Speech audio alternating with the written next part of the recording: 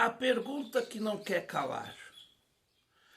Qual o papel de Ciro Gomes para as eleições de 2026?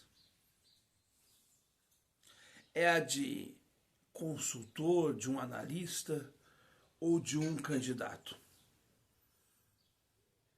Preste atenção no que eu vou falar. E eu vou dizer muitas coisas aqui que talvez precisam ser ditas, mas que ninguém ainda teve coragem para dizer. Mas eu vou falar tudo isso depois da vinheta. Antes, você já vai deixar o seu like, vai acionar o sininho das notificações, inscrever-se no canal, se ainda não é inscrito ou inscrita. Porque aqui a gente vai no X da questão.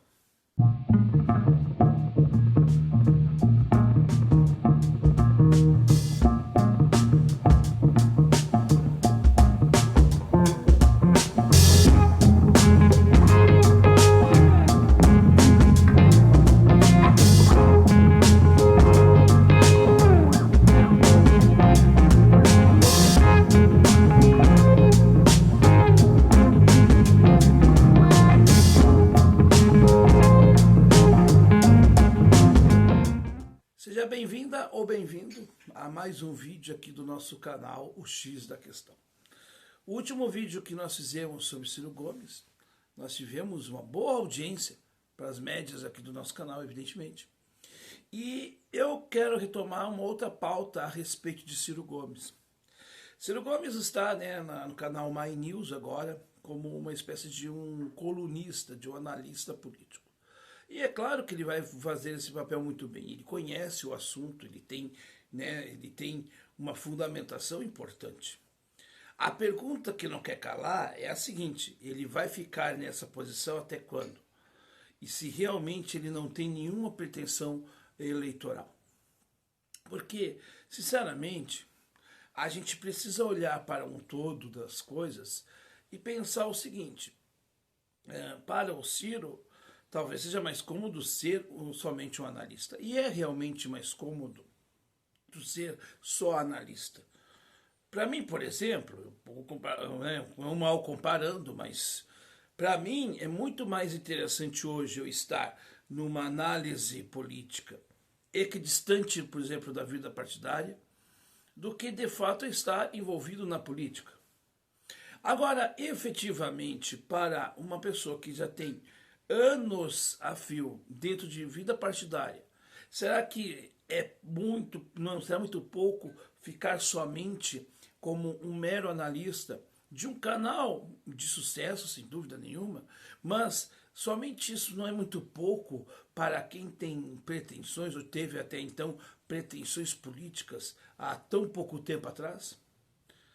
E vejamos bem, é um momento de confusão do Ciro, ao meu ver. Porque não se sabe o que ele quer. Porque por mais que ele diga que ele não queira ser candidato, será que esse é um desejo realmente de dentro? Ou talvez seja um discurso pro forma: olha, eu não quero mais, tal, diante de todo o contexto que eu não preciso aqui expor. Mas me parece também que há uma confusão e em determinados momentos ele dá aquela derrapada ali, porque daí ora ele fala como analista e ora ele fala como candidato. Isso dá para perceber muito bem, ou como não como candidato oficialmente, porque não tem candidatos para a eleição de 2026, mas como um possível pré-candidato, por exemplo. Me parece que há uma confusão nisto. E é natural que aconteça essa confusão, porque o Ciro sempre se postou como candidato ou como pré-candidato no período entre eleições. Me parece também que ao Ciro permanecer dentro do PDT como vice-presidente nacional do partido e não, de repente, não quero mais, então eu vou largar aqui a vice-presidência nacional do partido. Eu pensaria que o mais lógico seria fazer isso. E eu até hoje não entendo por que ele continua na vice-presidência de um partido que está mais perdido do que, literalmente, garrafa PET no canto da sarjeta da rua, onde não deveria nem estar a garrafa PET ali, e muito menos talvez a sarjeta cheia d'água. Mas está tudo tão errado que o PDT está assim. É um partido hoje que não tem rumo para lado algum. Não vai, né, não escuta as suas ideias, não escuta os seus propósitos, o seu projeto, tampouco está hoje, né? Hoje ele está associado aqui ao Lula. Quer dizer, é algumas contradições que têm que ser ditas e têm que ser refutadas e questionadas. Porque se a gente não questionar isto, e se a gente não cobrar isso, ou se a gente não tiver o direito de cobrarmos isso, quem é que vai cobrar isso do Ciro? E talvez falte essa sustentação, talvez seja isso que impele o Ciro de repente de alçar voos novos. Será que de repente, né, ele que já tem tantas rejeições, ao manifestar, por exemplo, uma pré-candidatura para o mesmo partido que o sabotou no segundo turno das eleições de 2022, será que o seu eleitorado aceitaria essa possibilidade de Ciro se candidatar novamente pelo PDT? Pois bem, nós temos até eleitores do Ciro que dizem que ele deveria ter fundado um novo partido. Eu vou mais além, eu acho que não deveria fundar um novo partido. Ele deveria, de repente, fundar um novo movimento. Não um movimento constituído com CNPJ em si, mas um movimento político que discutisse o Brasil e que realmente pensasse em eleições e que talvez usasse as diversas siglas partidárias como elas usam das pessoas, talvez a gente estaria na hora de a gente usar delas para alguma coisa útil para o nosso país. É preciso pensar e ser mais pragmático. O Ciro não é pragmático, pelo menos nesses últimos anos, eleitoralmente falando. E se foi pragmático, deve ter sido quando ele venceu, porque o pragmatismo também faz parte da vitória. Ser pragmático não é ser simplesmente alguém que não tem ideais, mas é necessário, né, que você haja o quanto antes. Eu tenho ideais na educação, mas em determinados momentos, eu como professor, eu tenho que ter pragmatismo para saber que eu tenho um tempo certo para fechar as notas e entregá-las nas avaliações trimestrais ou bimestrais, ou enfim, não importa. O que importa é que, assim, nós precisamos ter mais ação. E eu não vejo em Ciro Gomes um homem de ação. Acho que um homem que está muito ainda machucado. Por quê? Porque não criou uma base para sustentá-lo. Mas também ele, ao mesmo tempo, nunca deu brechas para que pessoas se agregassem a ele de fato.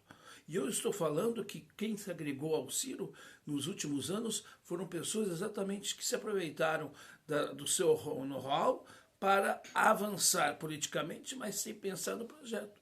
E aí nós temos Gabriel Cassiano, Tabata Amaral e até mesmo o irmão, que ele hoje nem tem relações mais.